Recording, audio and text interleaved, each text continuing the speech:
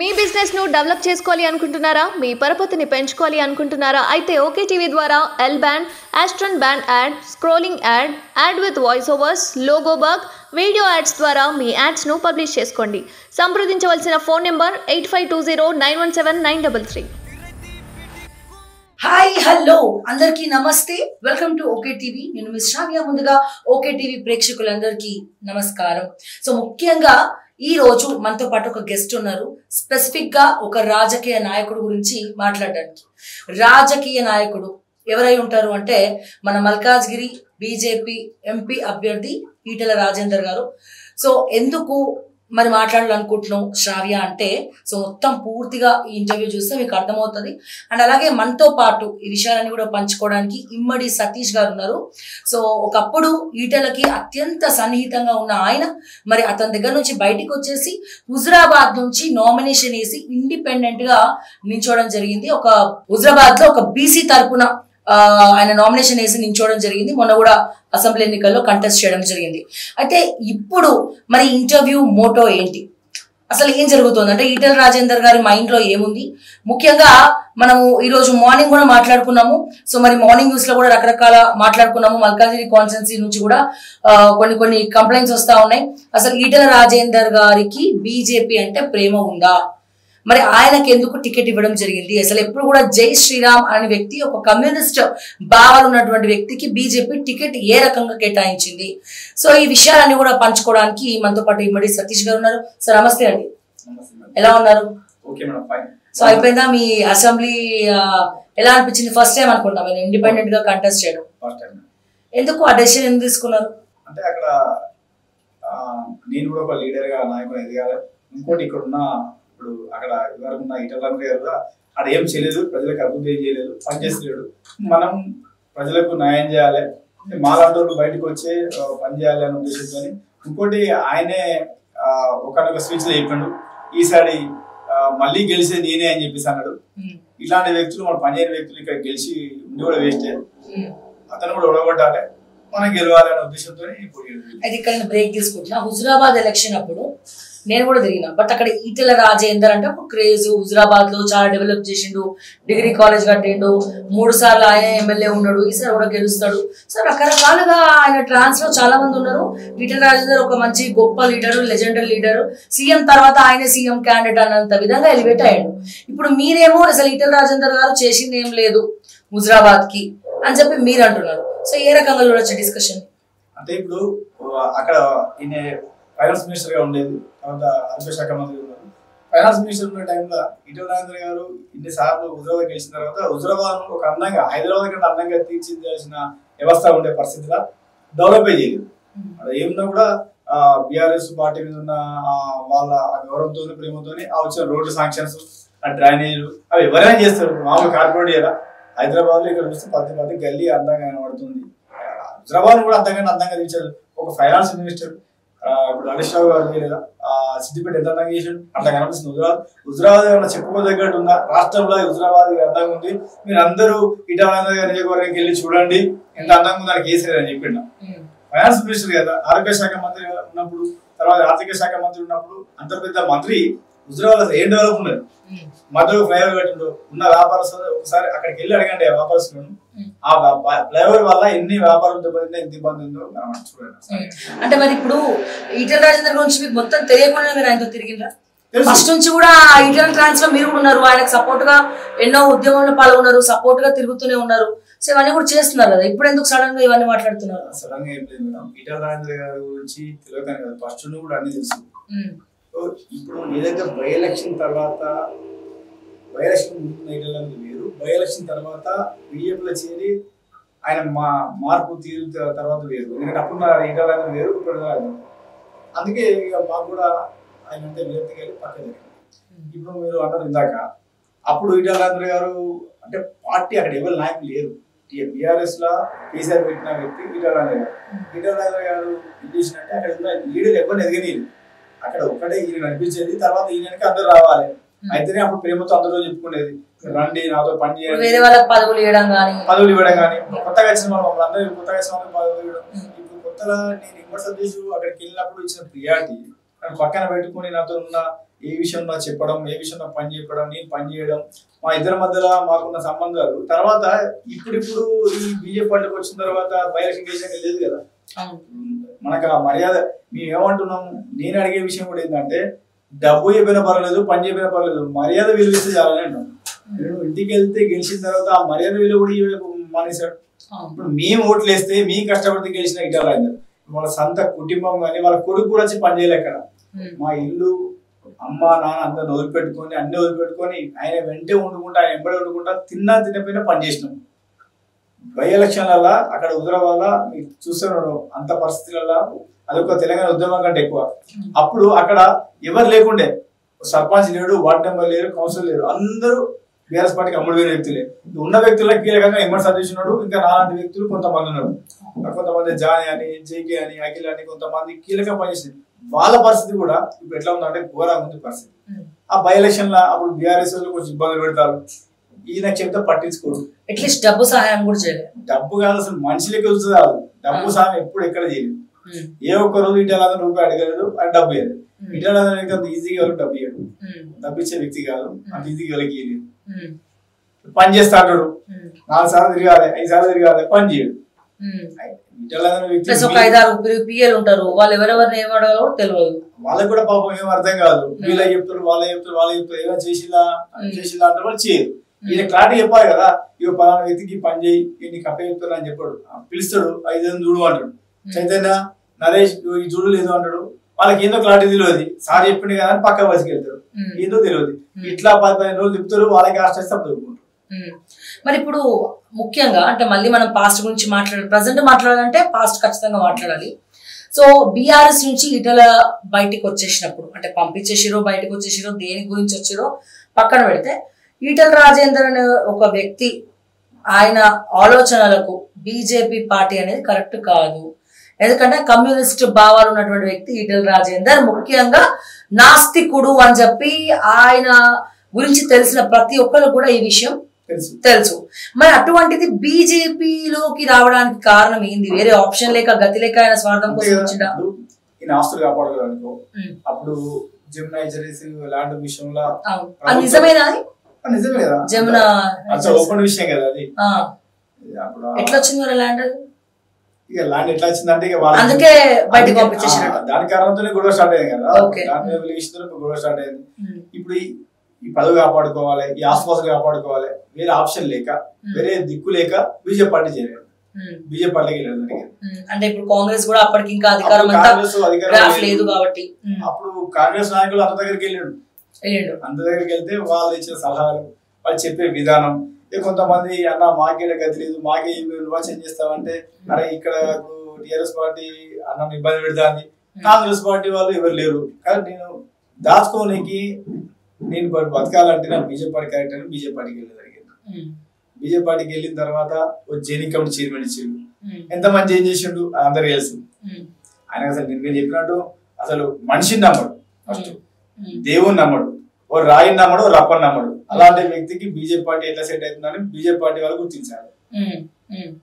మరి ఇప్పుడు ప్రస్తుతం మీరు అనుకుంటున్నారా, ఇప్పుడు ఎమ్మెల్యేగా 2 సార్లు ఆయన 2 దగ్గరలో నామినేషన్ వేసిండు, ఒకటి గజ్వేల్ వేసిండు, ఇంకోటి అక్కడ వేసిండు. మెయిన్ ఓడిపోవడానికి కారణం ఏంది? ఈటల రాజేందర్ ఓడిపోవడానికి కారణం ఏంది? 2 ప్లేసెస్. ఇప్పుడు హుజరాబాద్ లో ఈయన మాటలు చెప్పే మాటలు, ఈయన చేసే పనులు, ఈయన ఏంటంటే హుజరాబాద్ ప్రజలందరికీ అర్థమైంది ఫస్ట్ ఆఫ్ ఆల్. ఇంకోటి హుజరాబాద్ లో చాలా గొప్ప వాళ్ళు, ఫస్ట్ చెప్తున్నా వాళ్ళం కాదనుకోండి, ఈయనే నాకు అక్కడ వద్దు, నాకు హుజరాబాద్ వద్దు అని ఇటు వచ్చేసాడు. ఇటుకు వచ్చిన తర్వాత ఈయన వద్దు అనుకుంటుందా మనం ఏం చేస్తామని చెప్పేసి వాళ్ళు మనసు మార్చుకున్నారు. ఫస్ట్ ఆఫ్ ఆల్ ఏంటంటే ఈయన నిజ స్వరూపానికి అర్థమైపోయింది, మనతో ఉండలేడు, ఈయన ఆటలు తాగా అని చెప్పేసి అప్పుడే వచ్చేసాడు. ఈయన గెలిచాడు. ఇక్కడ కాదనుకున్నారు, అలా ఉన్నది వేది ఉంచుకున్నది. కొత్త నియోజకవర్గంకి వెళ్తే బాగుంటారు. అక్కడ ఇప్పుడు ఈయన ఏందనేది జనాలు అక్కడ 5 సార్లు గెలిచినకే తెలిసి ఏందనేది కొత్త రిసీవ్ చేసుకుంటారు. ఇక్కడ వేయండి అక్కడ వేయండి, ఈ మళ్ళీ గచ్చంతం లేక మళ్ళీ ఏం చేయాలంటే ఆయన మళ్ళీ పవర్ ఉంటేనే ఈ ఆస్తి కాపాడుకోవాలి అని మల్కాజ్గిరిలో ఎంపీగా స్టార్ట్ చేశాడు. ఇప్పుడు హుజరాబాద్ ప్రజలు అంటే పిచ్చోళ్ళు కాబట్టి 5 సార్లు గెలిపించారు. మల్కాజ్గిరి ప్రజలు అయితే కొంచెం తెలియగల గొప్పలే కదా, తెలియగలే కదా, వాళ్ళు ఏ తెలిపియాలో ఇస్తారు. సో ఒకవేళ ఈటల గెలుపు గురించి మనం మాట్లాడుకుంటే ఏ పాయింట్ ఆఫ్ వ్యూ లో మల్కాజ్గిరి ప్రజలు ఓటేస్తారు? ఏ పాయింట్ చూసుకున్నా ఇటలకు మనకి 20 ఓటు వేయరు. ఒకవేళ తప్పిదారు ఒకవేళ గెలిచిండే ఓట్లు పడ్డాయి అంటే మోడీ గారి మీద అభిమానంతో, రామ్ మందిర్ మీద గౌరవంతో. ఇంకా కాదు అంటే ఈ మల్కాజ్గిరిలో ఈ 30 లక్షల ఓట్లు ఉన్నాయి కదా, అందులో 10-15 లక్షల ఓట్లు బయట రాష్ట్రం వల్లే.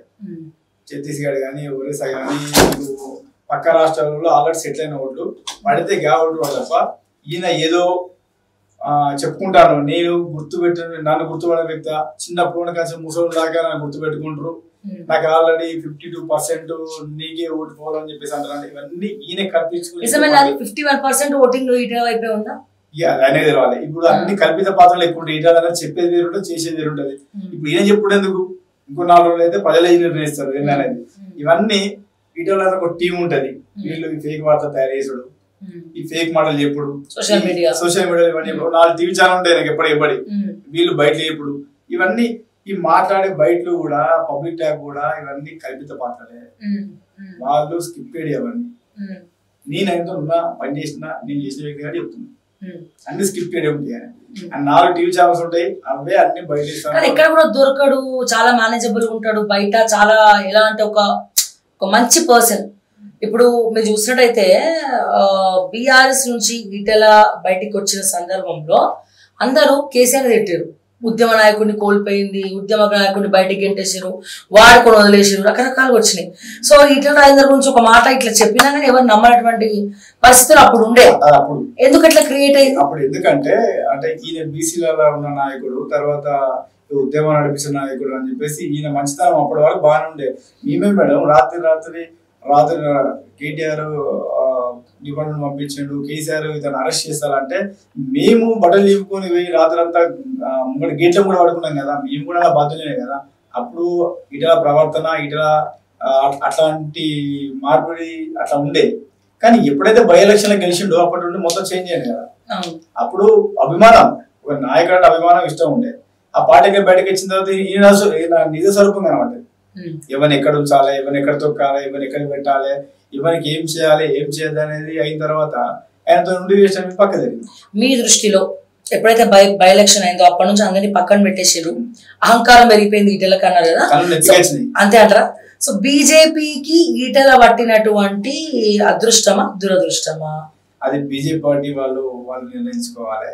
ఎందుకంటే ఈయన వచ్చిన తర్వాత ఎలాంటి బీజేపీ పార్టీల ఎలాంటి డెవలప్మెంట్ ఉంది, గవర్నమెంట్ చైర్మన్ ఎంత మంది జాయిన్ చేసిండు, ఎంత అభివృద్ధి ఉంది, బీజేపీ పార్టీకి ఎట్లా ఉంది అనేది ఆ బీజేపీ పార్టీ సలహాదారులు దానికి సంబంధించిన అందరూ వాళ్ళు ఆలోచన చేయాలి. ఇప్పుడు ఈయన వచ్చిన తర్వాత విజయశాంతి గారు పార్టీలకి బయట జరిగింది, వివేక్ గారు పక్క జరిగింది, జాయినింగ్స్ ఏమో ఉన్నోళ్ళు వేలు, తర్వాత వరంగల్ రాకేష్ రెడ్డి గారు.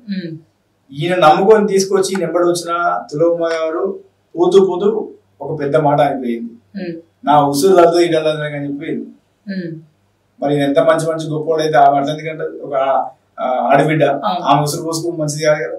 ఏనుగురాజు రెడ్డి గారు తీసుకొచ్చారు, వాళ్ళ పరిస్థితి ఏంటి? ఆయన వెళ్ళిపోయాడా? వీళ్ళందరూ బయట నుండి వచ్చిన వ్యక్తులు, పాట నుండి పోయిన వ్యక్తులు కావచ్చు, ఇళ్ళ ఉండిపోయిన వాళ్ళు కూడా చాలా మంది ఉన్నారు కదా. ఇప్పుడు రాకేష్ రెడ్డి గారు అయితే అతను బండి సంజయ్ గారు ఒక వ్యవస్థ తీసుకొచ్చి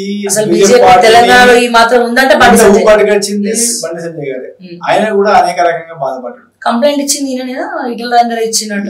అఫీషియల్ గా అందరు తెలిసిన విషయం, అన్అఫీషియల్ గా వీళ్ళు పార్టీ వాళ్ళు ఏం చేస్తున్నా వాళ్ళకి తెలియాలి.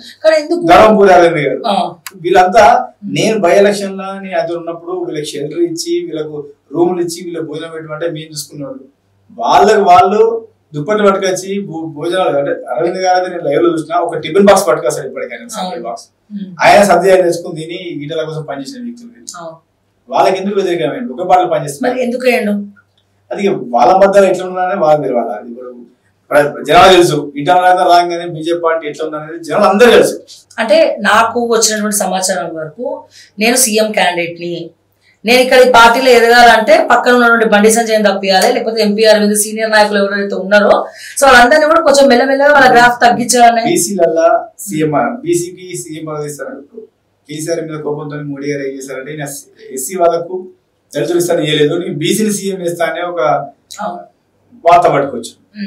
దాని టైంలో బీసీలలో ఇంకో 3 వ్యక్తులు ఉన్నారు, ఈటల గారు, బండి సంజయ్ గారు, ధర్మపురి గారు. వీళ్ళిద్దరిని సైడ్ ట్రాక్ చేస్తే మెయిన్ ట్రాక్ లో నేనుంటా. సెంట్రల్ మినిస్టర్ ఇవ్వాలన్నా మనది ఇప్పుడు ఒక పంచాయతీ ఇప్పుడు అందుకే వాళ్ళని క్లోజ్ చేస్తే ఈయన ఉంటాడు. సెంట్రల్ మినిస్టర్ కూడా బీసీలలో ఫస్ట్ ప్రియారిటీ ఈడల గారికి ఇవ్వాలి. అందుకనే వాళ్ళకు ఒకటి చెప్పండి, మొన్న రీసెంట్ గా హుజురాబాద్ లో ఈ బండి సంజయ్ పాదయాత్ర పెట్టినప్పుడు రీసెంట్ టైమ్స్ లో బండి సంజయ్ పాదయాత్రకి నా కార్యకర్తలు ఎవ్వరు కూడా వెళ్ళొద్దు అని ఇన్స్ట్రక్షన్స్ ఇచ్చిందంట, నిజమేనా? అవునట. అంతేనా? ఎందుకంత పగ బండి సంజయ్ అంటే? వాళ్ళకి ఎక్కడ వచ్చిందో ఎందుకు వచ్చిందో వాళ్ళ మధ్యలో చెప్పాను కదా. ఇదే ఇప్పుడు బీసీలలో ఈటల గారు అట్లా అనుకుంటే ఈయన మంచితనం ఈయన గొప్పతనం అయితే బీఆర్ఎస్ పార్టీలో నీకు కేసీఆర్ గారు బీవం ఇచ్చి నీకు 5 సార్లు ఎమ్మెల్యే చేసి నీకు పొంచి ఊహించి 2 సార్లు మంత్రి ఇచ్చినప్పుడు అక్కడనే వాతావరణం మంచిగా ఉండాలి. అక్కడ మంచి లేక ఇంటికి వచ్చి ఇది చేసిండు. వీళ్ళకి కూడా ఏదో రకంగా అంటే ఈయన రాజకీయంగా ఏదైనా కోసం ఎవరినైనా అడగలుగుతాడు, ఎవరినైనా తొక్కి పడేసినట్టు. ఇప్పుడు ఈయన మాట నెగ్గాలి, ఈయననే సక్సెస్ కావాలి, ఈ ఉన్న నాయకులు అందరినీ పక్క జరపాలంటే అట్లా చేయక తప్పదు. అలాంటి మనసులో పెట్టుకొని ఇట్లా చేస్తుండేవాళ్ళు. సో మొన్న అఫిడవిట్ లో చూసినాం, ఆయన కొన్ని ఆస్తుల వివరాలు ఇవ్వడం జరిగింది. అసలు ఎంత ఉంటుంది ఈటల రాజేందర్ ఆస్తులు? ఈయన కంపెనీలు చాలా రకాల కంపెనీస్ ఉన్నాయి. ఈటల రాజేందర్ గారు గుండు పిండి కాంచాలి, నీకు పెద్ద బిజినెస్ దగ్గర కూడా అన్ని బిజినెస్ ఈటల రాజేందర్ దగ్గర ఉంటాయి. ఆయనకు అన్ని బిజినెస్ ఉంటాయి. ఎంత ఆస్తుంటా అనేది నీకు లెక్కలేదు, చెప్పలేదు. అది ఇంకా వాళ్ళే తెలుసుకోవాలి. అంటే దానికి ఒక సపరేట్ ఒక కమిటీ చేస్తే తప్ప తెలియదు. అంతే అంతే. సో మరి ఇప్పుడు వీళ్ళ పాత్ర ఏంది అంటే ఈటల రాజేందరే వాళ్ళ రాజకీయానికి ఫ్యామిలీలో ఉంటాడా, లేకపోతే తర్వాత వాళ్ళ కొడుకుని ఇక్కడ? ఎందుకంటే ఇప్పుడు ఈటల రాజేందర్ అనుచరులుగా మీరే కనబడ్డారు తప్ప ఎప్పుడు కూడా వాళ్ళ కొడుకు సీన్లకి రాలే. పదవులు అనుభవించడానికి వాళ్ళు వస్తారు, పని చేయడానికి మేము వస్తాం. పని చేయడానికి ఆయన ఈటల రాజేందర్ గారు చాలా తెలియదు కదా, ఎవరితో పని చేయించుకోవాలి, ఎవరికి పవర్ అని తెలుసు. ఎప్పుడు పని చేసేటోళ్ళు పని చేసే కానీ వస్తారు. ఆయన దగ్గర ఎప్పుడు చెవులు కొరకటోళ్ళు, చెవులలో విషయాలు చెప్పేటోళ్ళు, బయట నుండి ఏమైనా చెప్పేటోళ్ళు, వాళ్ళకి ఇచ్చే ప్రియారిటీ కష్టపడి పనిచేసేటోడికి ఏ రోజు ఇవ్వడు కదా. సో ఇప్పుడు మీరు అన్నట్టు వాళ్ళ కుటుంబంలో టైంలో ఎవరిని పొలిటికల్ గా దింపాల టైంలో వాళ్ళకి చెప్తారు. పనిచేసేటోళ్ళు కాదు కదా వాళ్ళు, వాళ్ళంతా లీడర్ నాయకులుగా రావాలి. పనిచేసేటోళ్ళు పని చేసుకుంటారు, వస్తారు కోసం ఎవరినో టైంలో దింపుతారు.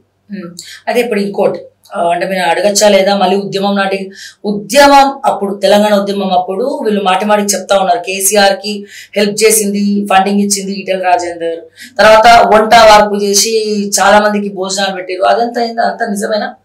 కొంతవరకు ఉండొచ్చు, కానీ వీళ్ళు అదే చెప్పుకుంటారు కదా, ఉద్యమం భోజనాలు పెట్టినా, ఉద్యమం చేసిన ఉద్యమండలో అందరు ఇప్పుడు ఉద్యమండలో అందరు చేసినప్పుడు నీకు తెలంగాణ ఉద్యమం ఉండాలని నువ్వు అంత పని చేసినప్పుడు తెలంగాణ ఉద్యమం నీకు ఏమీ లేదా?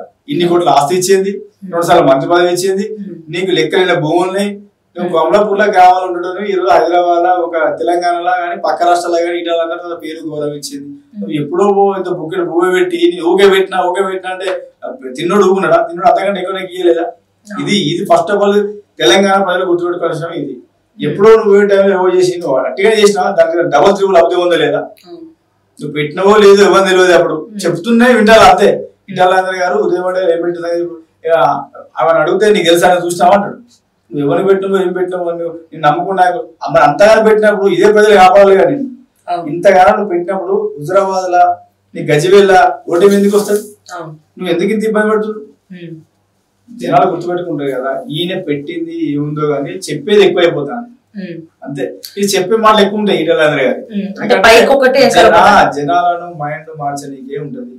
ఇప్పుడు ఊకి చెప్తా అంటాడు ఈటల రాజేందర్ ఇంటికి పోతే భూ పెడతామని చెప్పేసి అంటారు. ఈ బుక్కడి భూ పెట్టి వాడు జీవితాంతం దగ్గర పెట్టుకుని పని చేసుకుంటా అంటారు. బుక్కడి భూ పెట్టి వాడిని ఎట్టి సైకిల్ చేసుకుంటారు ఈటల రాజేందర్.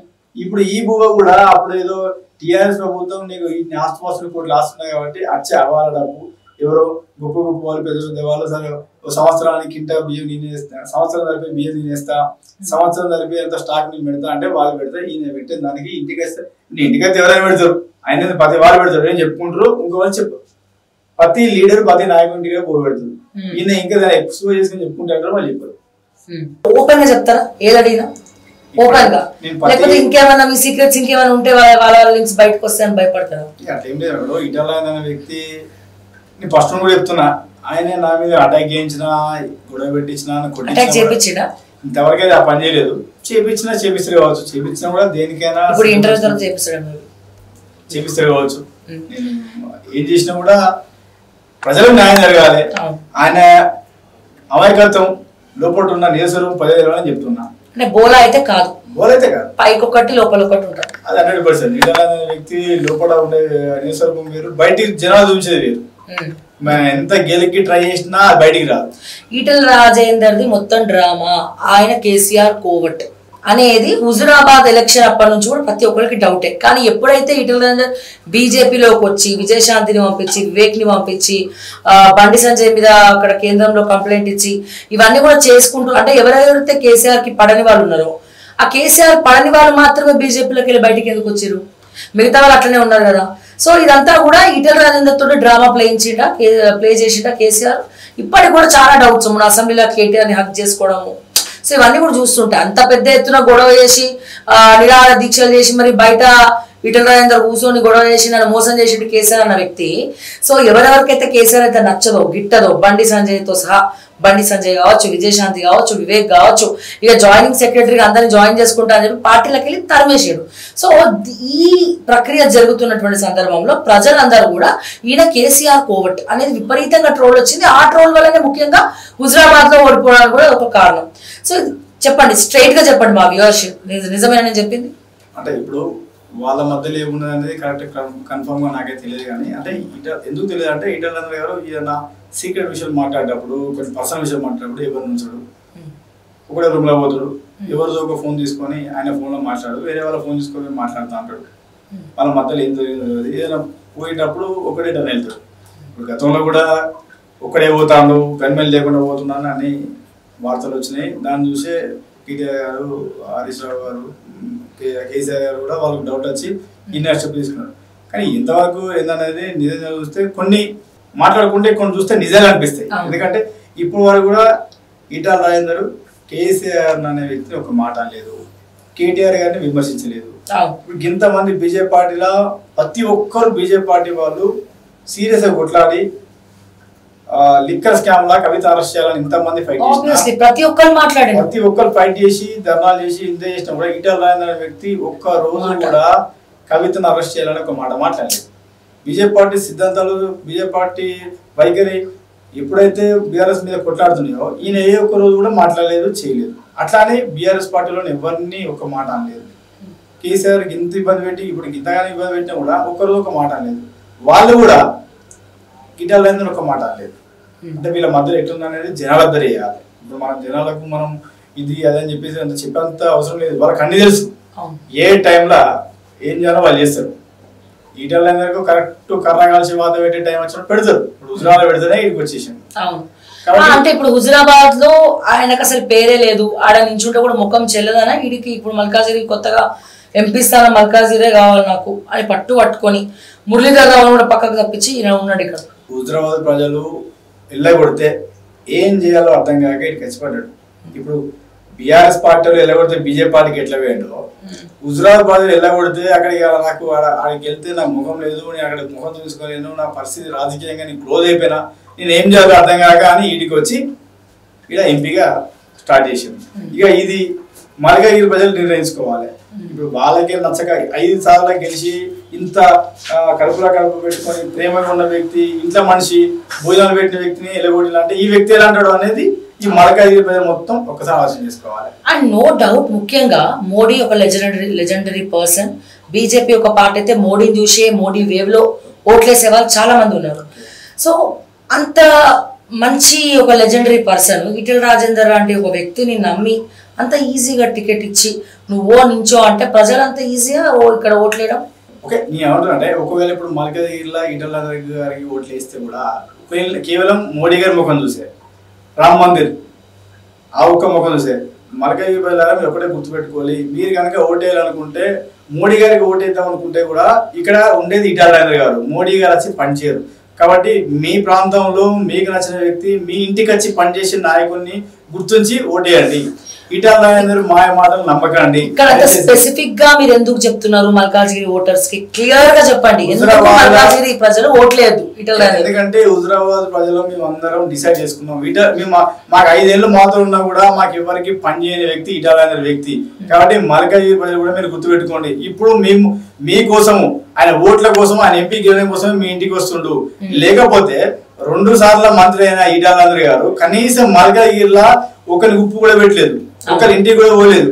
ఏదైనా పోయినా కలిసినా ఈయన అవసరాలకు ఈయన ఫంక్షన్లకు లేకపోతే ఈయనకైనా భూముల సమస్యలు ఉంటుంది తప్ప హుజరాబాద్ జరిగిన అన్యాయం ఇక్కడ జరగదు. మల్కాజ్గిరి ప్రజలను ఏ రోజు ప్రేమతో చూసిన రోజు కాదు. 2 సార్లు మంత్రి ఉన్నాడు మేడం, ఏ ఒక్క మల్కాజ్గిరిలో పని చేసిండా? మరి ఇప్పుడు ఎందుకు గుర్తుకొచ్చిండు? అక్కడ దిక్కు లేదు, అక్కడ లేదు, ఇక్కడ ఏ ఆప్షన్ లేదు. కాబట్టి ఇప్పుడు ప్రతి ప్రజలు నావోళ్ళు, అపార్ట్మెంట్ నావోళ్ళు, పార్కులో పోయి ఇవన్నీ మాట్లాడుతుండు. ఇప్పుడు ప్రజలను అర్థం చేసుకోవాలి. అప్పుడు లేని ఈటల రాజేందర్ ఇప్పుడు వచ్చి ఎందుకు మా కోసం అడుగుతుండు? మా ఓట్ల కోసం తప్ప ఎందుకని నచ్చిందా? మళ్ళీ ఓట్లు అయిపోయిన తర్వాత మీ ఇంటి మొహం కూడా రాడు ఈటల రాజేందర్, కనీసం మీ ఇంటి వైపు కూడా చూడు. ఆయనకి ఏం పని, ఏం అవసరం మీతో? 5 ఏళ్ళు కడుపులో బిడ్డ పెట్టుకొని చూసుకున్న మమ్మల్నే కాదనుకుని తన్నేసిన వ్యక్తి మిమ్మల్ని గుర్తుపెట్టుకుంటాడా? కష్టం. ఇన్ని సంవత్సరాలు నా యవ్వనం నా వయసుని ఈటలని నెమ్మడే ఉన్నా 10 పైసలు పని చేయలేదు, ₹1 కూడా ఇవ్వలేదు. ఇక మీకేం పని చేస్తాడు? ఎమ్మెల్యే ఉన్నప్పుడే ఎమ్మెల్యేనే ఏం పని చేయాలి? మీరు చూడండి, బై ఎలక్షన్ లా కష్టపడి గెలిపించినాం. ఆ బై ఎలక్షన్ అయిపోయేదాకా కూడా కనీసం ఒక తట్టెడు మట్టి కూడా పోయలేదు హుజరాబాద్. ముఖ్యంగా సతీష్ గారు చాలా మంది చెప్తా ఉంటారు, ఈటల రాజేందర్ అనే వ్యక్తి గన్మ్యాన్లు లేకుండా అప్పుడప్పుడు బయటకు పోతా ఉంటాడు. ఎందుకు పోతాడు? ఎవరిని కలవడానికి పోతాడు? బీఆర్ఎస్ అధిష్టాన పెద్దల్ని కలవడానికి పోతాడా? లేకపోతే మీకు ఏమైనా ఐడియా ఉందా దీని గురించి? అది ఇంకా ఇంటెలిజెన్స్ లోకి అర్థం కాలేదు. అర్థం కాలేదా? ఇంటెలిజెన్స్ అది కూడా తెలుసుకునే ప్రయత్నం చేశారు. ఇంటెలిజెన్స్ ప్రతి ఉంటాయి కదా మేడం, అలాగే అర్థం కాలేదు. మామూలుగా ముందే చెప్తాడు డ్రైవర్ కూడా అర్థం చెప్పేసి వేరే డ్రైవర్ తీసుకొని పోతాడు అంటే ఎక్కడికి వెళ్తాడు? సో సెల్ఫ్ డ్రైవ్ ఓకే బయట తీసుకోను అది మాకు అర్థం కాదు ఇంతవరకు. ఉన్న విషయం ఏంటంటే ఆయన ఎక్కడికి వెళ్తాడు ఏందనేది పర్సనల్ గా అవుతాడా ఇటు అవుతాడు అనేది మాకు తెలియదు. ఇప్పుడు మా వారికి ఏముంటుంది అంటే ఎప్పుడు మా నాయకుడు మేము ఇవన్నీ మాకు తెలియదు కదా మేడం.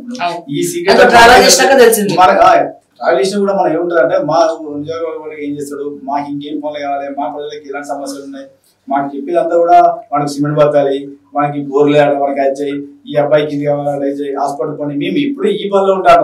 ఈయన సీక్రెట్ గా రాజకీయంగా ఈ అండర్ గ్రౌండ్ వర్క్ ఏం చేస్తాడు, ఎవరితో తిరుగుతుందో మేము పట్టించుకున్నంత బాగుంటుంది కదా. ఇప్పుడు మనం యువ నాయకులుగా పైకి రావాలి, మనం ఎలాంటి పని చేయాలి, ప్రజలకు ఏం చేయాలి, ఎక్కడ సమస్యలు వాటే మనం తిరుగుతాడు. ఈయన రాత్రి పోతాడు అనేది మనకేం తెలుస్తుంది, అప్పుడు పట్టించుకోలేదు. ఎక్కడ కూడా ఇప్పుడు ఈయన ఈటల రాజేందర్ కూడా ఇక్కడ బయటపడడు, చాలా జాగ్రత్తగా ఉంటాడు. సెటిల్మెంట్లు కూడా పెద్ద ఎత్తున చేస్తారు. ఇదైతే వాస్తవం. సెటిల్మెంట్ విషయం పక్క పెడితే ఎలా ఉంటుందో తెలియదు కానీ ఎవరికి బయట పడకుండా చాలా సీక్రెట్ గా చాలా తెలివిగా పనిచేసే వ్యక్తులు కీలకమైన వ్యక్తి అంతే. సో ఫైనల్ గా ఇవన్నీ విన్న తర్వాత ఇందాక ఆల్రెడీ చెప్పారు, బట్ మా మల్కాజ్గిరి ప్రజలకు ఏం చెప్పబోతున్నారు ఈటల రాజేందర్ గురించి? నమ్మిన వాళ్ళు నట్టింట ముంచే నాయకుడు, రాజకీయ నాయకుడు అంటే ఈటల రాజేందర్ గారు. ఆయన మాటలు, ఆయన తీయటి మాటలు మల్కాజ్గిరి ప్రజలు నమ్మద్దు. ఎందుకంటే మల్కాజ్గిరి మా హుజరాబాద్ లో జరిగిన అన్యాయం కూడా మల్కాజ్గిరి ప్రజలు జరగదు. దయచేసి మల్కాజ్గిరి ప్రజలకు ఒకటి చెప్తున్నా, ఈయన మాయ మాటలు నమ్మి మీరు మోసపోకండి.